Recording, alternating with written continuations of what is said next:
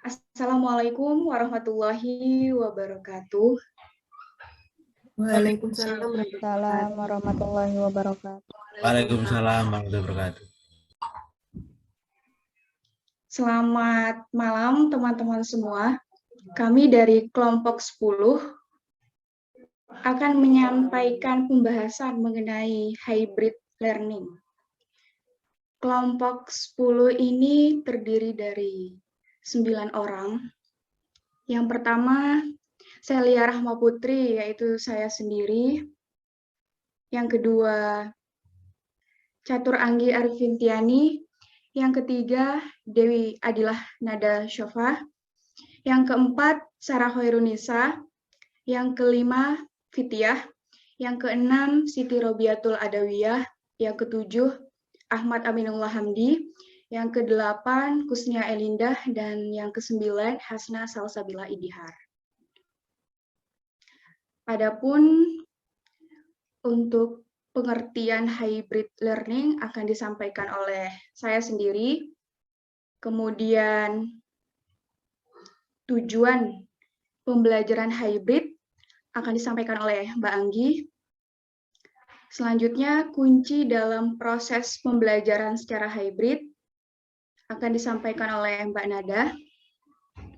Manfaat hybrid learning disampaikan oleh Mbak Sarah. Jenis hybrid learning akan disampaikan oleh Mbak Fitiah. Penerapan pembelajaran hybrid learning akan disampaikan oleh Mbak Obi. Peran pendidik dalam pembelajaran hybrid learning akan disampaikan oleh Mas Amin. Kelebihan hybrid learning akan disampaikan oleh Mbak Nia. Dan kekurangan hybrid learning akan disampaikan oleh Mbak Hasna.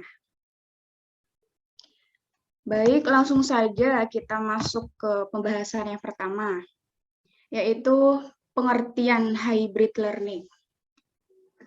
Hybrid learning artinya adalah suatu model pembelajaran yang merupakan gabungan secara daring atau online dan luring atau offline tatap muka. Tetapi pada hybrid learning, pelaksanaannya dilakukan secara bersamaan. Jadi maksudnya adalah pengajar akan melakukan pembelajaran terhadap siswa yang belajar secara daring dan juga siswa yang belajar di kelas secara bersamaan dengan memanfaatkan teknologi yang ada. Umpama proporsinya itu 50% secara online dan juga 50% secara offline. Untuk contoh agar lebih jelas, misalnya di dalam kelas itu ada 30 siswa. Jadi 15 siswa belajar secara daring dan 15 siswa belajar secara luring atau tatap muka, tetapi dalam waktu yang bersamaan. Nah, jadi pembelajaran hybrid learning ini diberlakukan dalam rangka untuk memudahkan para siswa yang memiliki keterbatasan sarana dan prasarana pembelajaran, agar para siswa yang terkendala tadi juga dapat belajar, baik itu dalam yang daring ataupun mendapat pembelajaran dengan datang ke sekolah. Sekian penjelasan mengenai pengertian hybrid learning. Selanjutnya, terkait tujuan hybrid learning akan disampaikan oleh Mbak Anggi. Kepada Mbak Anggi, saya persilahkan.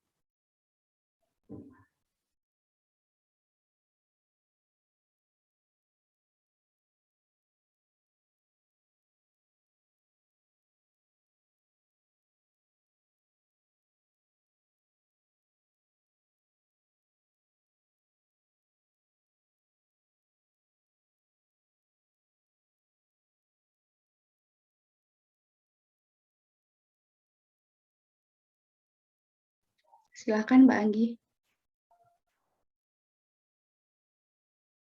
Gak ada suaranya.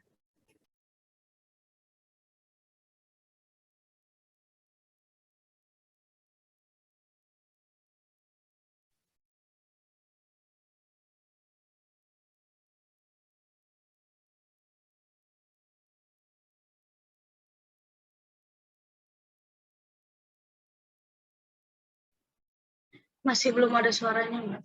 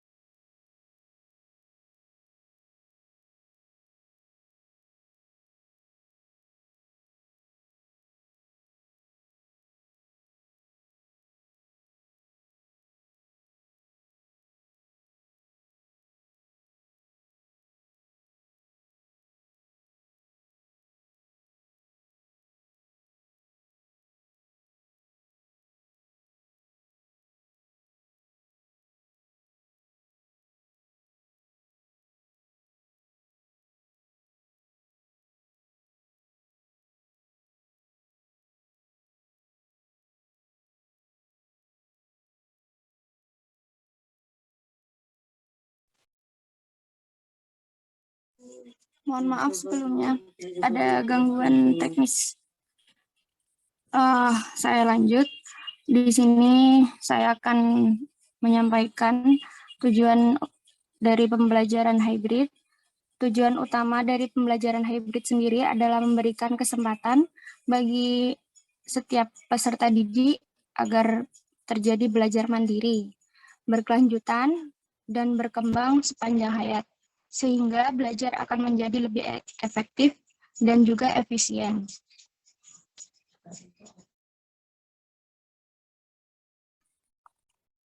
Tujuan metode hybrid learning ini untuk memudahkan siswa yang kesulitan mengakses internet dan memiliki keterbatasan alat untuk sekolah daring. Para siswa dengan keterbatasan tersebut bisa datang sekolah 2 hingga 3 hari dalam seminggu untuk melakukan pembelajaran tatap muka. Oskal 2004 mengemukakan bahwa program hybrid learning memiliki potensi untuk meningkatkan hasil belajar siswa dan juga menurunkan tingkat putus sekolah dibandingkan dengan pembelajaran yang sepenuhnya pembelajaran online. Mungkin cukup sekian dari saya. Terima kasih.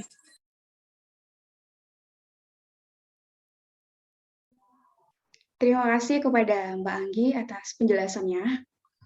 Selanjutnya, kunci dalam proses pembelajaran secara hybrid akan disampaikan oleh Mbak Nada. Kepadanya dipersilahkan. Baik, terima kasih.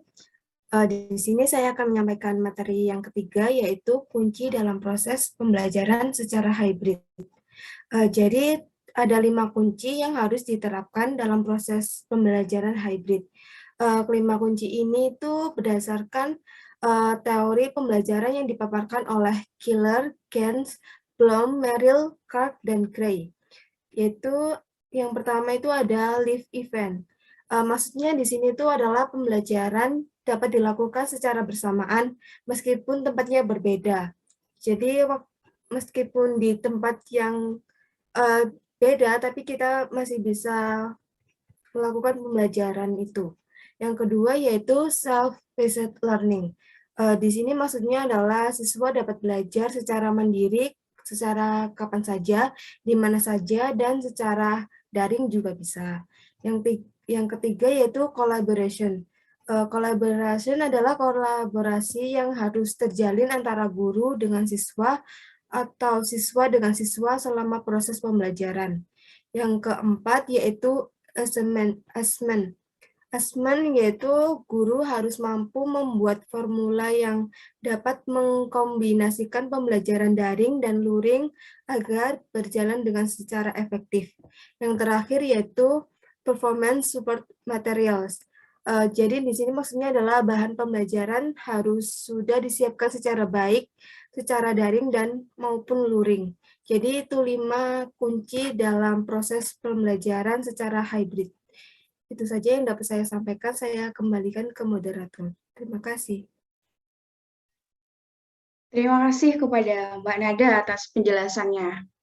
Selanjutnya, manfaat hybrid learning akan disampaikan oleh Mbak Sarah. Baik, Kepadanya terima dipersilakan. kasih. Di sini saya akan menyampaikan mengenai manfaat dari hybrid learning. Di sini terdapat beberapa manfaat yang dapat dihasilkan dari pembelajaran hybrid learning. Di antaranya yang pertama ada efektif dan efisien. Nah, pembelajaran secara hybrid ini dinilai lebih efektif dan efisien. Efektif dalam hal ini maksudnya yaitu dapat mengakomodir siswa-siswa yang memiliki keterbatasan. Lalu sedangkan efisien maksudnya yaitu pembelajaran dapat dilaksanakan dalam satu waktu saja. Lalu yang kedua ada variasi pembelajaran. Jadi para siswa bisa merasakan variasi model pembelajaran, tak hanya terus-terusan tatap muka saja, tetapi juga terkadang bisa secara daring sehingga tidak bosan dalam belajar. Hal ini bergantung pada aturan dari sekolah apakah akan merotasi siswa atau tidak. Lalu yang ketiga ada meminimalisir kendala. Salah satu kelemahan pembelajaran secara daring yang kerap ditemui adalah masalah peralatan, misalnya seperti tidak memiliki laptop, sinyal internet yang bermasalah, dan masalah teknis lainnya. Dengan adanya dua pilihan, siswa yang terkendala masalah-masalah tersebut tentu bisa tetap menerima pembelajaran secara tatap muka. Lalu yang keempat, meminimalisir kontak fisik. Manfaat ini sangat dirasakan selama pandemi COVID-19 yang kemarin, yang mengharuskan pembatasan jumlah siswa di dalam ruangan kelas. Dengan adanya pilihan antara daring dan luring, maka kelas tidak akan diisi penuh oleh siswa sehingga memungkinkan untuk saling menjaga jarak satu sama lain. Lalu yang terakhir ada mengembangkan keterampilan digital. Mode hybrid learning ini tidak hanya bermanfaat bagi siswa, tetapi juga bagi tenaga pengajar. Dengan adanya pemanfaat teknologi, maka baik guru maupun siswa dituntut untuk mampu beradaptasi dengan teknologi yang ada. Dengan demikian, mau tidak mau, siswa dan guru akan memiliki keterampilan digital. Mungkin cukup sekian penjelasan dari saya kembalikan kepada moderator. Terima kasih.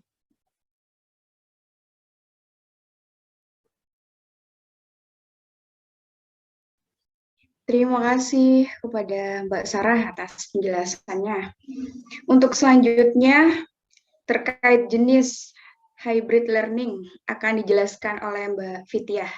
Kepadanya dipersilahkan.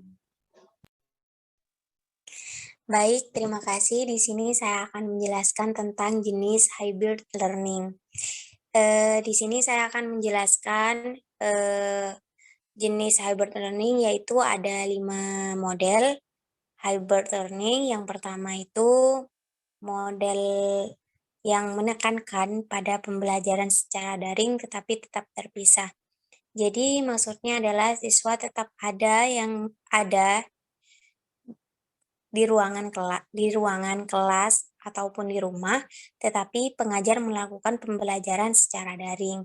Jadi baik di rumah maupun di ruangan kelas, siswa tetap akan menggunakan perangkat teknologi seperti komputer atau laptop. Yang kedua itu model hybrid learning yang cenderung fleksibel, karena dapat menggunakan internet secara penuh atau tidak sepenuhnya dengan internet. Jadi, siswa akan diberikan untuk belajar secara daring atau tatap muka. Yang model ketiga itu pembelajaran yang dilakukan mayoritas secara daring. Jadi pembelajaran cenderung akan lebih banyak secara daring tetapi akan tetap ada tatap muka. Tatap muka umumnya bertujuan untuk melakukan praktikum atau diskusi. Jadi model ketiga ini mirip dengan model pertama yang memprioritaskan penggunaan internet. Model keempat itu model yang memprioritaskan tatap muka ketimbang daring. Jadi pembelajaran daring digunakan untuk mendukung pembelajaran saja. Yang terakhir model hybrid learning yaitu model yang tidak mewajibkan siswa untuk selalu belajar secara daring. Jadi model kelima ini akan memudahkan siswa yang memiliki keterbatasan peralatan. Siswa yang memiliki keterbatasan peralatan itu dapat datang langsung ke sekolah untuk mengakses internet dan mendapatkan pembelajaran secara tatap muka. Mungkin itu saja yang bisa saya sampaikan. Saya kembalikan kepada moderator. Terima kasih. Terima kasih kepada Mbak Vidya. Pembahasan selanjutnya, penerapan pembelajaran hybrid learning akan disampaikan oleh Mbak Obi. Kepadanya dipersilakan. Baik, terima kasih kepada moderator atas waktunya. Di sini saya akan menyampaikan tentang penerapan pembelajaran hybrid learning. Penerapan pembelajaran hybrid learning ini dikenal dengan pembelajaran yang menggabungkan satu atau lebih model pembelajaran.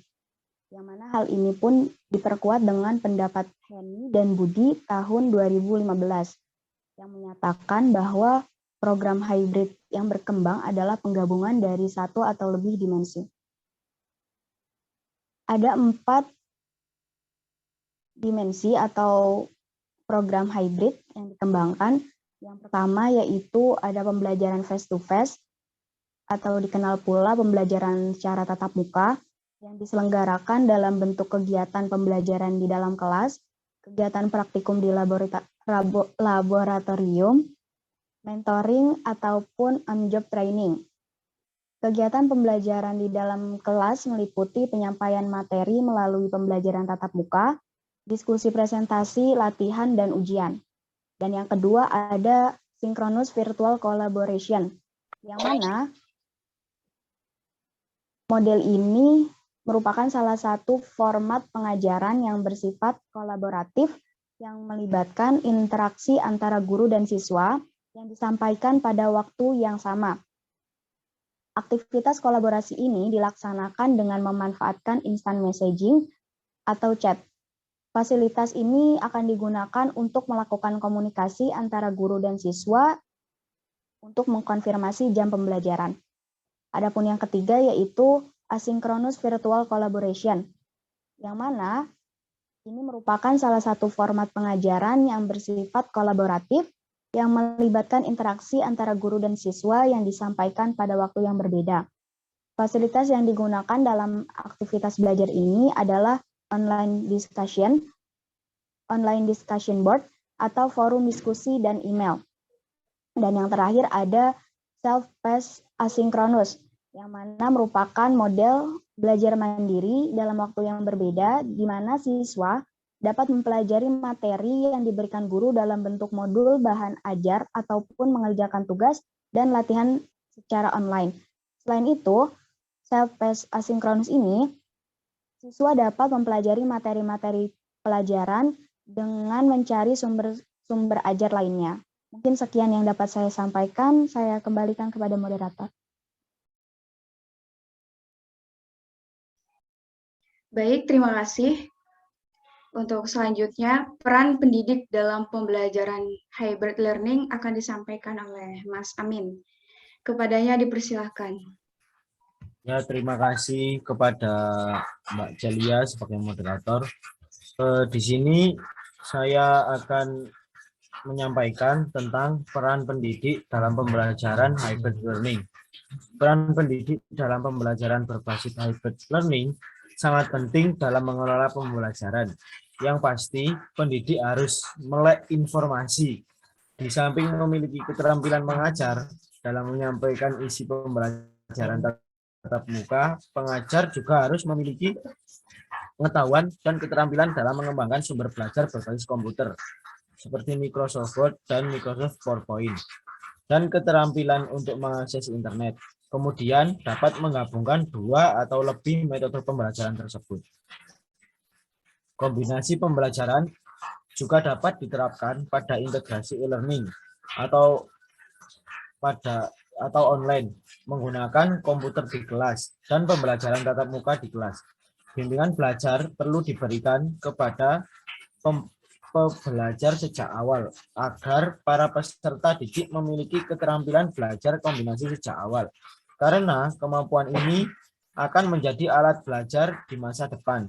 Peran pendidik sangat penting karena hal ini memerlukan proses transformasi pengetahuan isi dan hybrid learning sebagai alat pembelajaran. Demikian penyampaian dari saya kembalikan kepada moderator. Terima kasih disampaikan. Untuk selanjutnya, kelebihan hybrid learning akan disampaikan oleh Mbak Nia. Kepadanya dipersilahkan.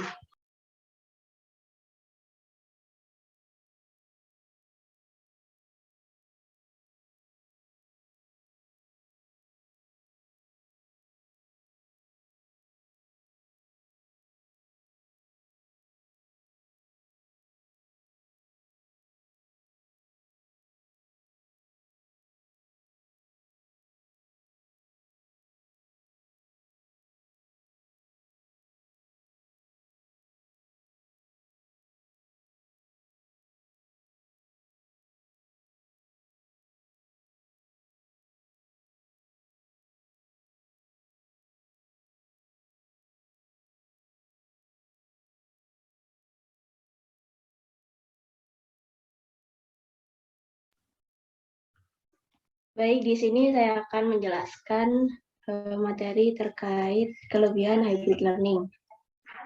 Di mana di dalam kelebihan ini memiliki satu, siswa dapat menentukan pilihan apakah akan mengikuti pembelajaran secara daring ataupun luring.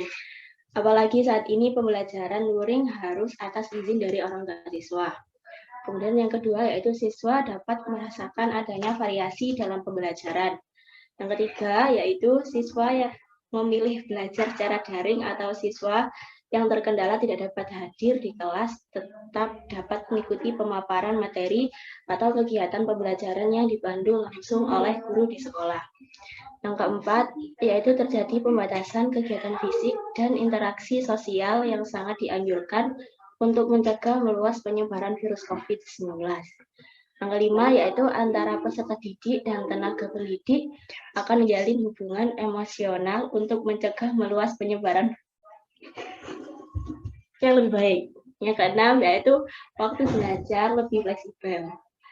Yang ketujuh yaitu peserta didik dapat kembali bersosialisasi serta berinteraksi secara langsung. Dan yang kedelapan yaitu mengurangi rasa malas yang telah melembaga dalam jiwa kaum rebahan. Mungkin itu saja yang dapat saya sampaikan. Selanjutnya saya kembalikan kepada moderator. Baik, terima kasih kepada Mbak Nia. Untuk selanjutnya, kekurangan dari hybrid learning akan disampaikan oleh Mbak Hasna. Kepadanya dipersilakan. Baik, terima kasih atas waktunya. Di sini saya akan menjelaskan tentang kekurangan hybrid learning. Nah, yang pertama itu guru itu harus memastikan perangkat pembelajaran yang digunakan dapat menjamin keberlangsungan proses pembelajaran secara seimbang. Yang kedua, diperlukan aneka peralatan yang bisa mendukung proses live streaming agar materi yang didapatkan oleh siswa yang memilih online learning tetap berkualitas dan bermakna. Yang ketiga, guru mengalami kelelahan karena pada dasarnya harus dapat mengkondisikan pembelajaran daring dan luring secara bersamaan yang tentu saja membutuhkan energi lebih. Nah, selain itu, kelemahan dari hybrid learning adalah partisipasi dari siswa yang bisa saja terabaikan. Masalah tersebut kembali lagi ke persoalan sinkronisasi. Sebab ada kemungkinan pengajar tidak tahu ketika siswa yang belajar melalui video konferensi ingin bertanya atau ingin memberikan tanggapannya. Sekian yang bisa saya sampaikan. Saya kembalikan kepada moderator. Baik, terima kasih kepada Mbak Hasna. Sekian sudah penjelasan mengenai hybrid learning dari kelompok 10. Semoga teman-teman yang menyaksikan bisa paham. Jika ada pertanyaan ataupun yang perlu didiskusikan, kita bertemu minggu depan insya Allah. Sekian dari kelompok 10, kurang lebihnya mohon maaf. Wabillahi taufik wal hidayah. Wassalamualaikum warahmatullahi wabarakatuh. Waalaikumsalam warahmatullahi wabarakatuh.